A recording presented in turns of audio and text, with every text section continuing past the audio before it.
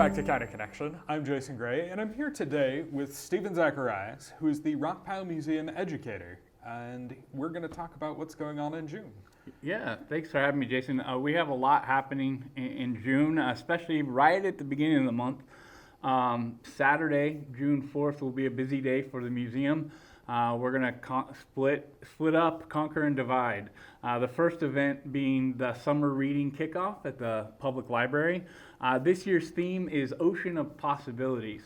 And a lot of people don't realize that at one time the Powder River Basin was all underwater. We were underneath the western intercoastal seaway. And then eventually it became known as the Sundance Sea as it shrunk over time. And so Robert, our executive director, is going to be taking several different sea life fossils from our collection out to the library to be part of that kickoff for the summer of the Ocean of Possibilities. The museum will be there from 11 to 2 o'clock on Saturday, June 4th. And then, because Saturday, June 4th is a big day for us, it is also the first Saturday of every June is designated as World Atlatl Day. And the World Atlatl Association uses it as a day to host competitions, to free throws, to introduce people to the Atlatl and dart hunting system. So I have a few examples here. We have an Atlatl, which is just this throwing device. If you've got a Labrador Retriever that likes to get tennis balls, you may have a Chuck It at home. This is the exact same technology. It's just the oldest form of hunting system in the world. It came well before the bow and arrow. You have a dart and an Atlatl. The Atlatl allows you to add about 2.5 feet to your forearm. And will increase the speed and accuracy of this dart that can be thrown. An excellent hunter with an Atlatl and dart is able to throw about 100 yards at nearly 100 miles an hour.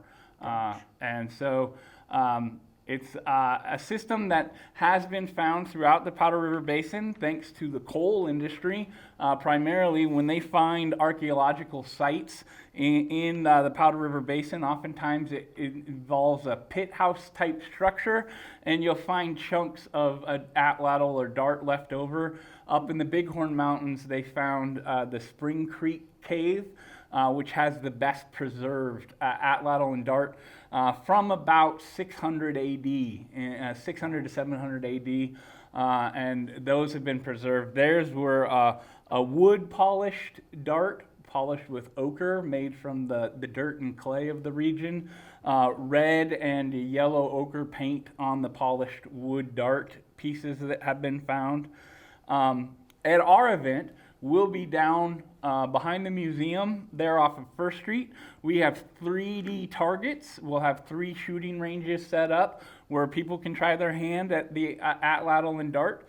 And then we also put together a nice little a packet that everybody can take home. This booklet has a little bit of history of the Atlatl and dart system, and then how to make your own at home using nothing but a paint stirrer and some wooden dowels and some little duct tape there. So less than $5 at Home Depot, you can make your own system to play with in the backyard. And so we'll have instructions on how to do that as well. We will be down below from 10 to 4. Please stop by. Come throw some darts with us that day. And the rest of June? The rest of June, we will have programs here and there. The biggest program that we're going to have, though, happens on June 10th and 11th. Both those days will be free to the general public. So feel free to come on by. But our homestead cabin that was built by Staley Archibald in southern Campbell County, he completed it somewhere in February, March of 1922. So if we do the math, our homestead cabin is now 100 years old. It has been on display at the museum since it was donated by the family in 2001. But for this 2-day event, you'll be able to go in and out, taking down all the barriers.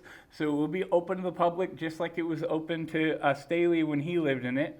Now, he lived in it for 6 years after completing its construction, and he eventually meets the school marm at Pine Tree School or Pine Tree Community Hall there at the end of Highway 50 on the southern side of Campbell County.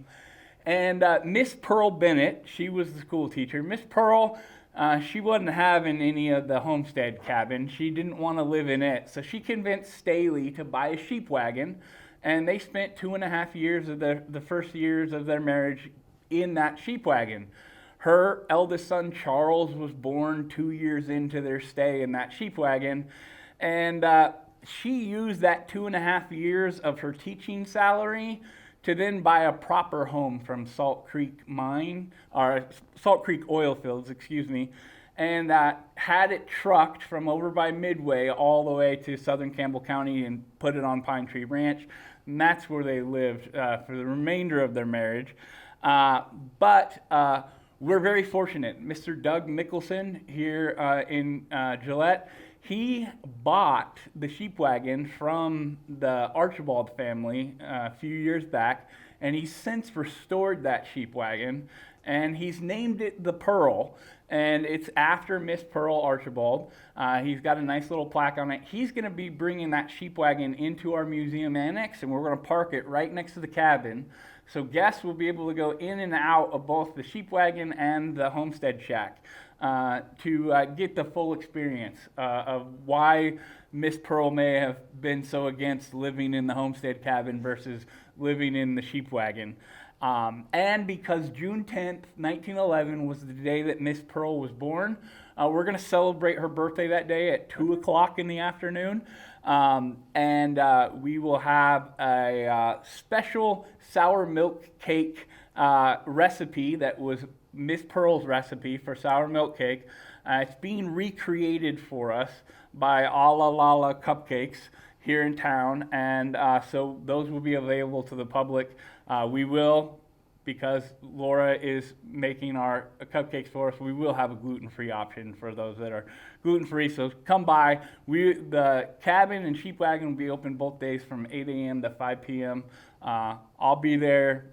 We'll tell some stories. We'll have some special tributes throughout both days to the Archibald's Pine Tree Ranch and to Miss Pearl. All right. And is there anything else for June? Not for June. We have new exhibits happening all the time. The Seth Eastman Painting the Dakotas, which shows early life of the Dakota Nation up in and around what is now Fort Snelling in Minnesota. So it's a great exhibit. It's just recently opened, so we encourage people to come and see that. We have new exhibits coming online all the time at the museum. So if you haven't been there in the past couple years, you haven't been there in 10 years, you might be surprised at all we do have to offer. All right. Well, thank you very much for coming today. Yeah, thank you.